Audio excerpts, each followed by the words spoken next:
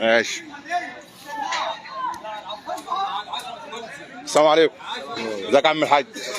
احنا بنرحب بيك على ارض النوافعه، واحنا سعداء بوجودك هنا وبمناسبه المراجيح وحاجه حلوه وملاهي للاولاد. تحب تعرف على اسمك؟ ممدوح شعير. ها؟ ممدوح شعير. يا مرحبا. منين يا حاج ممدوح؟ ولاد صفية. ولاد صار يا مرحبا. تعرف الحاج عبد الناصر؟ الحاج عبد الناصر والحاج عبد مرزوق في القاهره. مرزوق والحاج ماجد. والناس دول يعني اصدقاء عزاز عليا قوي في القاهره، وهم ماسكين شغل الحدائق هناك، الحديقه الدوليه. عربات الشيران والحاج ماجد. ايوه تمام.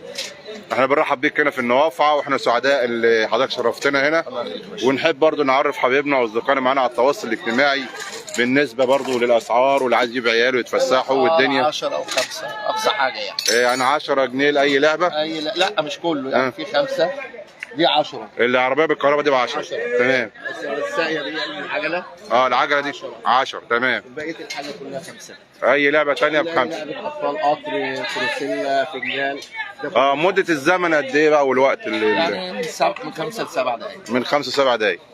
طب حضرتك كنت رحت سنيطه باين؟ لا مش ولا في عرب مفتاح؟ عرب مفتاح. عرب مفتاح.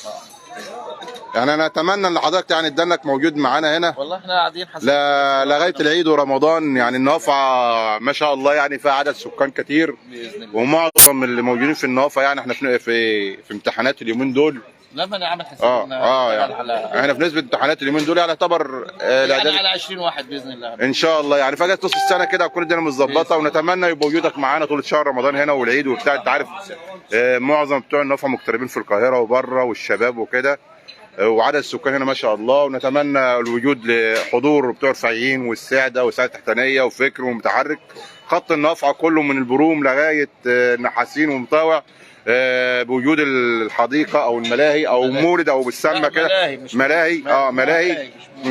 ملاهي ترفيهيه بقريه النوافع. هي بمناسبه اجازه نص السنه ان شاء الله. اجازه نص السنه ان شاء الله. احنا اتشرفنا بيك واتشرفنا بوجودك، وان شاء الله تلاقي معامله كويسه من اهالي النوافعه. النوافعه دايما بضرب بها المثل في كل مكان.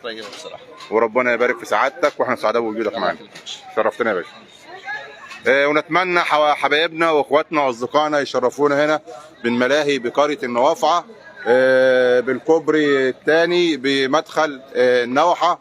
ودي يا جماعه دي حديقه ملاهي ترفيهي، مش مولد زي ما الناس بتقول. دي ملاهي ترفيهي لحبايبنا واخواتنا بدل ما يروحوا.